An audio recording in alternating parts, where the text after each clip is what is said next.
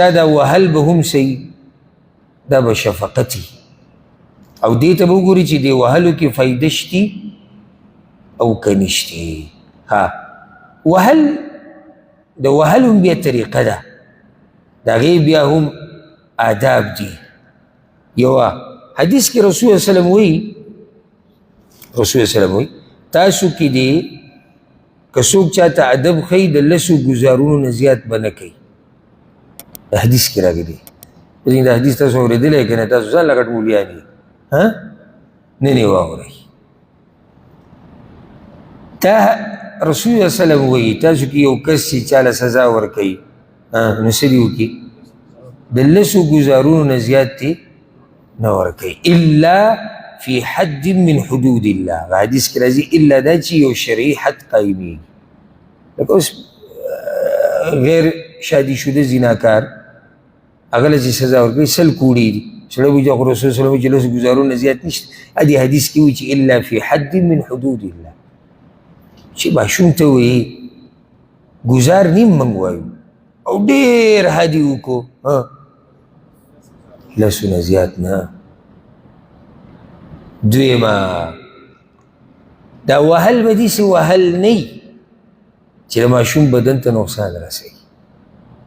نو ځکه فقهاو علماو یو ادب دا لیکلی دی چې هغه ځایونه به وله نه وایي چې د هغې د لاسه د بنده بدن چې دی هغه نیمګړی شي.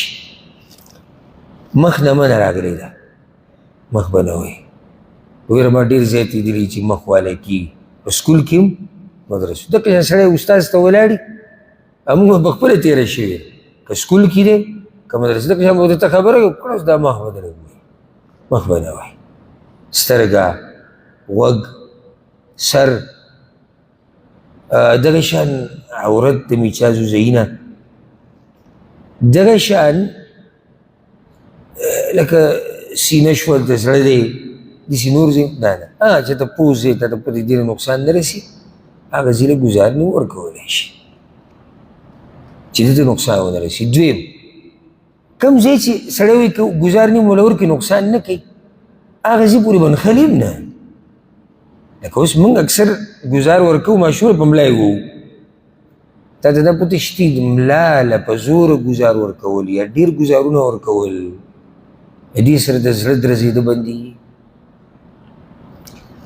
ولې نه دي شوي زموږ په دې کورونو کې موږ خو چې موال کوو څه موال کوو که نه وایي ماشوم ساه بند شو مور یې رامنډه کړي نه دي شوي والی په ملا یي او بند څه شي ساه بنده شي.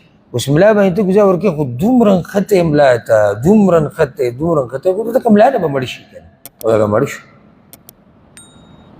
پتون شو پتون داسې ځای دی که ګزار نیم پرې سړی ورکړي د سړی د پوست ځای دی غوښه ده خو چې دې پتون پورې ته ونښلې دې کې وینه جام شوه دا غوښه توره شوه دا کینسر کېږي. دا خبره ده. بله دویمه خبره موږ دا وکړه چې دې ځای به وایي چې هغه هغې د لاسه ماشوم ته نقصان نه رسي او که دغه ځای وله وهیم کوم دی چې نقصان نه رسي دومره داسې نه چې په هغې پورې ته ونښلي. بله خبره دا ډېره اهمه ده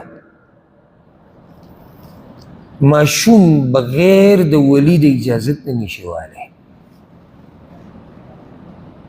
څو پورې مشر اجازت نه یې کړی چې ما تا ته نه یې ویلي که نه چې زما دا زوی ویلی شي ته به نه وایي او که ضرورت راغی څه به کې تپوس به کې.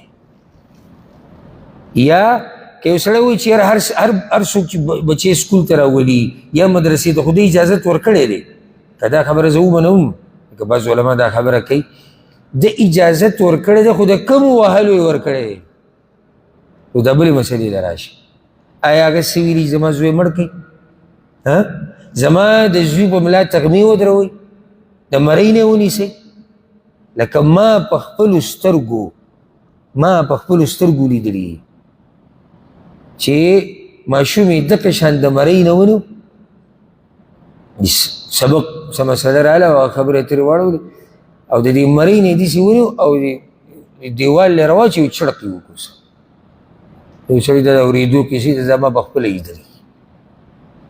آیا د دې اجازت پلار ورکړی؟